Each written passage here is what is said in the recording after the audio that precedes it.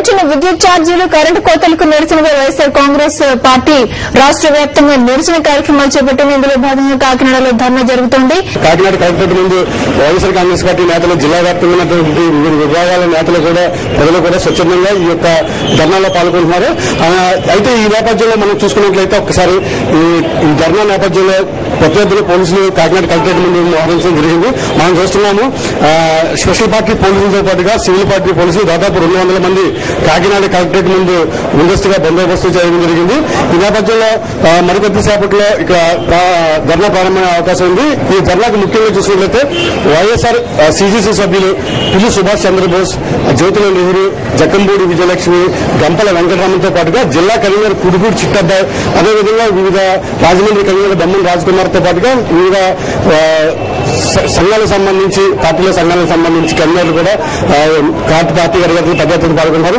ఇప్పుడు మనం చూసినట్లయితే మనకు ప్రస్తుతం అయితే సిటీ కన్వీనర్ ఫ్రూటీ కుమార్ మనతో పాటు ఉన్నారు. అదేవిధంగా జిల్లా ప్రచార కన్వీనర్ రావురు వెంకటేశ్వర ఉన్నారు. వీటితో మాట్లాడే ప్రయత్నం చేద్దాం. సార్ చెప్పండి, ముఖ్యంగా ఈ ధర్నా ఎందుకు చేస్తున్నారు? ముఖ్యంగా ప్రజల తరపున మీరు ఎందుకు పోరాడుతున్నారు చెప్పండి.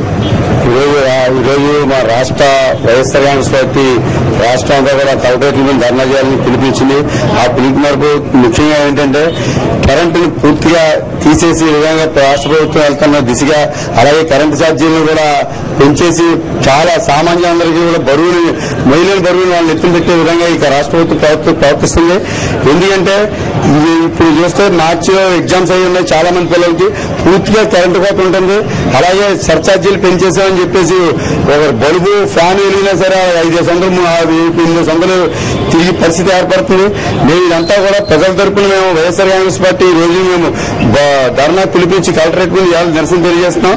అలాగే మన జిల్లా నాయకులు జిల్లా వ్యాప్తంగా అటు వ్యవసాయంతో పరంగా కానీ, పరిశ్రమల పరంగా కానీ ఎటువంటి ఈ విద్యుత్ వల్ల ఇటువంటి నష్టాన్ని ప్రజలు చవిచూస్తున్నారు చెప్పండి. వ్యవసాయ పరంగా ఇప్పటికే ఈ విద్యుత్ కోత వల్ల రైతు కూలీలు సర్వనాశనం అయిపోయారు. అంతేకాకుండా పరిశ్రమలు కూడా మూతపడే పరిస్థితికి వచ్చింది. పెద్ద పరిశ్రమలు మాట అటు ఉంచితే చిన్న తరహా పరిశ్రమలు, చిన్న పరిశ్రమలు నడుపుకునేవారు కరెంటు కోత వల్ల యజమానులు దెబ్బతింటమే కాకుండా ఆర్థికంగా అందులో పనిచేసే కార్మికులు ఈ రోజున రోడ్డును పడి తిండి తిప్ప లేకుండా కార్మిక కుటుంబాలు కూడా సర్వనాశనం అయిపోతున్నాయి ఈ రోజున.